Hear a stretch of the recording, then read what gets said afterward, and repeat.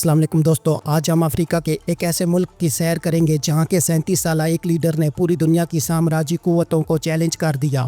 اگر افریقہ کو دیکھا جائے تو یہ معدنیاتی طور پر دنیا کے امیر ترین خطوں میں شمار ہوتا ہے، مگر بیرونی طاقتوں کی مداخلت اور خانہ جنگی نے ان ممالک کو بہت زیادہ کمزور کیا، اور وہی طاقتور قوتیں ان ممالک کے وسائل کو خود استعمال کرتی ہیں۔ ان تمام سامراجی قوتوں بشمول فرانس اور امریکہ تک کو برکینا فاسو کے ایک نوجوان لیڈر ابراہیم تراورے نے اپنے ملک سے نکال باہر کیا۔ ابراہیم تراورے کا کہنا ہے کہ افریقہ کے وسائل پر صرف افریقی لوگوں کا حق ہے، اور ابراہیم تراورے مغربی طاقتوں کے لیے ایک ڈراؤنا خواب بن چکا ہے۔ سونے اور قدرتی دولت سے مالا مال جمہوریہ برکینا فاسو مغربی افریقہ میں ایک خود مختار ریاست ہے۔ اس ملک میں بیرونی مداخلت کی وجہ سے 8 دفعہ فوجی بغاوت ہو چکی ہے۔ برکینا فاسو 13 علاقوں پر مشتمل ملک ہے اور مجموعی طور پر اس کے 45 صوبے ہیں۔ یہاں کی کرنسی افریقی فرینک ہے۔ برکینا فاسو کا کل رقبہ 2,74,000 اسکوائر کلومیٹر پر مشتمل ہے، جبکہ اس کی آبادی تقریباً 2,40,00,000 افراد پر مشتمل ہے۔ اس ملک کی تقریباً 70% آبادی مسلمان ہے، جبکہ دیگر آبادی عیسائیت اور بدھ مت سے تعلق رکھتی ہے۔ برکینا فاسو کی سرکاری زبان ماؤری ہے، جبکہ لین دین اور دفتری زبان فرانسیسی ہے۔ عربی زبان کا استعمال بھی یہاں کافی زیادہ کیا جاتا ہے۔ ماضی میں اسے جمہوریہ اپر وولٹا کہا جاتا تھا، اور 4 اگست 1984 کو اس کا نام تبدیل کر کے برکینا فاسو رکھا گیا۔ یہ فیصلہ اس وقت کے صدر تھامس سنکارا نے کیا۔ برکینا فاسو کے شہریوں کو برکینا کہا جاتا ہے۔ برکینا فاسو میں فرانسیسی اور دیگر نو آبادیاتی طاقتوں کے 19ویں صدی میں یہاں آنے سے قبل یہاں مختلف مقامی قبائل آباد تھے، جن میں موسی سلطنت اہم ہے۔ فرانس سے 1960 میں آزادی پانے کے بعد ملک میں کئی حکومتی تبدیلیاں آئیں۔ اکتوبر 2014 سے ستمبر 2015 تک نیم صدارتی نظام رائج رہا۔ بیلیس کومپار 1987 سے 2014 تک اس ملک کے صدر رہے، تاہم ان کی حکومت کا خاتمہ 31 اکتوبر 2014 کو ایک تحریک کے ذریعے الٹ دیا گیا۔ 17 ستمبر 2015 کو فوج نے بغاوت کر کے عبوری حکومت ختم کر دی اور اقتدار پر قبضہ کر لیا۔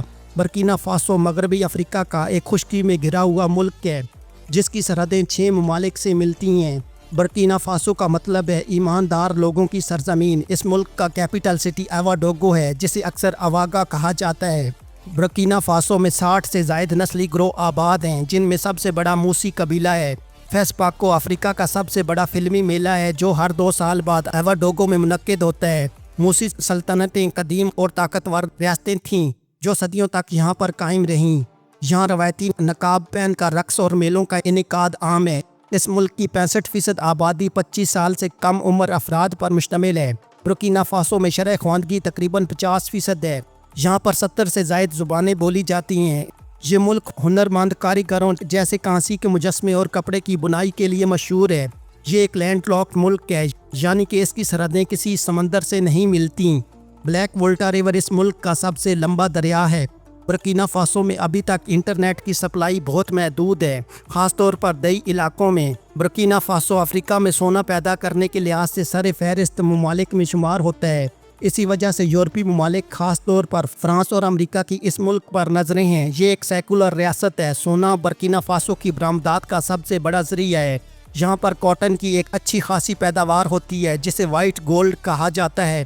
ملک کے شمالی علاقوں میں قحط اور صحرا کا پھیلاؤ کافی تیزی سے جاری ہے۔ اس ملک میں مقامی لوگ جنگلات کی مقامی سطح پر حفاظت کرتے ہیں۔ برکینا فاسو میں افریقہ کے بڑے ہاتھیوں کے گروہ پائے جاتے ہیں۔ یہاں کے لوگ روایتی رنگ برنگے لباس پہنتے ہیں۔ موٹر سائیکل اور ٹیکسی شہروں میں عام ہے، جبکہ ملک میں ریلوے نیٹ ورک کافی زیادہ محدود ہے۔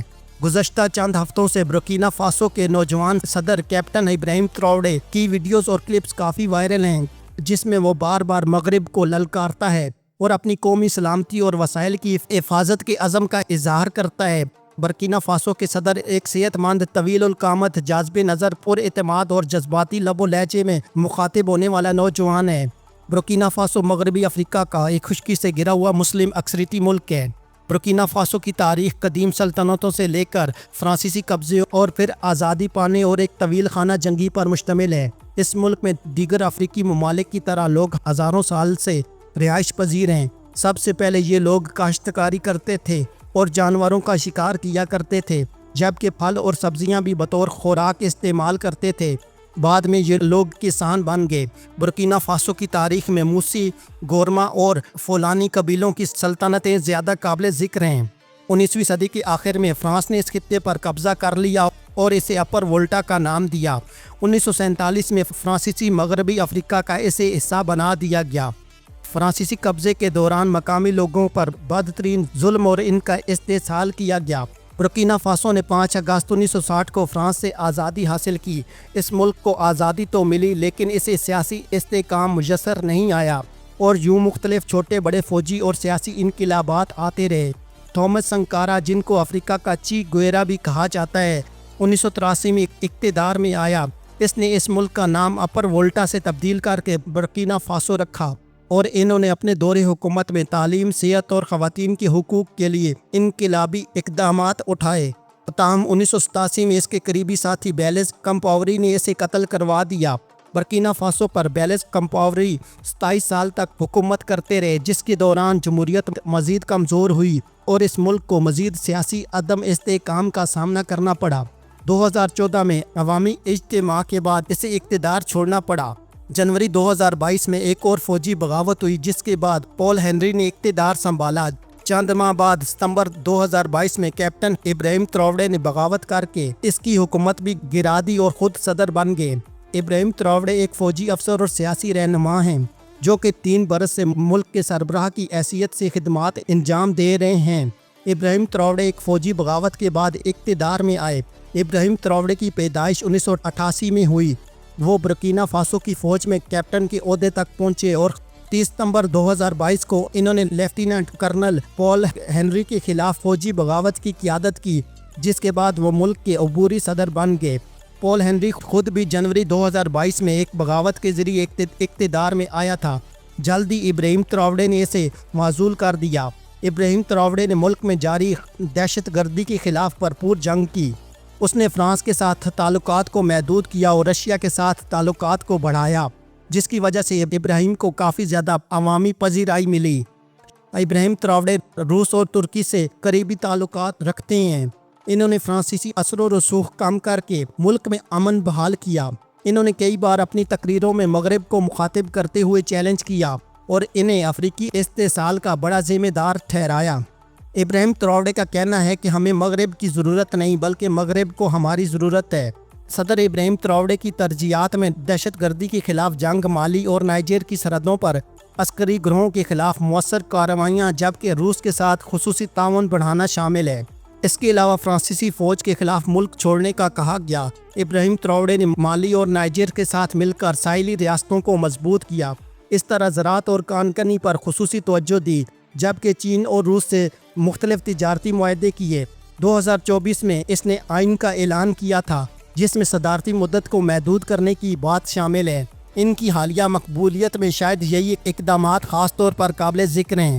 مغربی افریقہ کا یہ ملک، جو کبھی صرف غربت، بد امنی اور بیرونی امداد کا منتظر ہوا کرتا تھا، لیکن آج وہ لوگ جو برسوں پہلے برکینا فاسو چھوڑ کر بیرون ملک چلے گئے تھے اور وہاں بہت کامیاب تھے، اب واپس اپنے ملک کی طرف آ رہے ہیں۔ برکینا فاسو میں صدر ابراہیم تراوڑے نے اقتدار سنبھالتے ہی وہ راستہ اپنایا جو کسی نے سوچا بھی نہ تھا۔ انہوں نے عالمی مالیاتی ادارے سے قرض لینا بند کر دیا۔ اسے دنیا بھر کے لوگوں نے پاگل پن کہا، لیکن اب برکینا فاسو کی معیشت دوبارہ بحال ہونا شروع ہو گئی ہے۔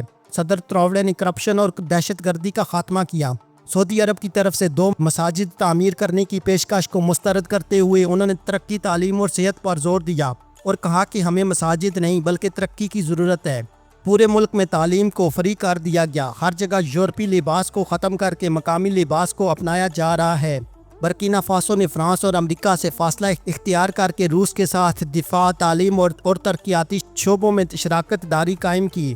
ملک میں روسی افریقی کور کے اہلکار تعینات کیے گئے تاکہ ممکنہ بغاوت یا تخریب کاری کی کوششوں سے نمٹا جا سکے۔ ساتھ ہی مالی اور نائجر کے ساتھ مل کر ایک نیا مالیاتی اتحاد قائم کیا گیا تاکہ CFA فرینک سے چھٹکارا حاصل کیا جا سکے، جو اب بھی فرانسیسی خزانے سے جڑا ہے۔ حال ہی میں ایک ممکنہ بغاوت کی افواہوں کے بعد دنیا بھر میں تراوڑے کے حق میں مظاہرے دیکھنے کو ملے۔ گھانا، گیمبیا، برطانیہ اور امریکہ سمیت کئی ممالک میں عوام سڑکوں پر نکلے اور ان کے خلاف کسی بھی سازش کے خلاف آواز بلند کی۔ ابراہیم تراورے سیاست نہیں بلکہ عوامی طاقت کی علامت ہے جو کہ برکینا فاسو کا صدر ہے۔ دوستو آج کی ہماری یہ ویڈیو افریقہ میں ایک مسلم اکثریتی ملک برکینا فاسو کے بارے میں تھی۔ امید ہے کہ آپ کو یہ ویڈیو پسند آئی ہوگی۔ اس ویڈیو کو اپنے دوستوں کے ساتھ فیس بک، ٹویٹر اور ایکس پر شیئر کرنے کے علاوہ چینل پر نئے آنے والے سبھی دوستوں سے گزارش ہے کہ وہ یوٹیوب پر ہمارے چینل فلائنگ ٹی وی کو سبسکرائب کر لیں اور ساتھ دیا گیا گھنٹی کا بٹن دبا دیں تاکہ آپ کو ہماری آنے والی تمام ویڈیوز کے نوٹیفیکیشن ملتے رہیں۔ اللہ حافظ۔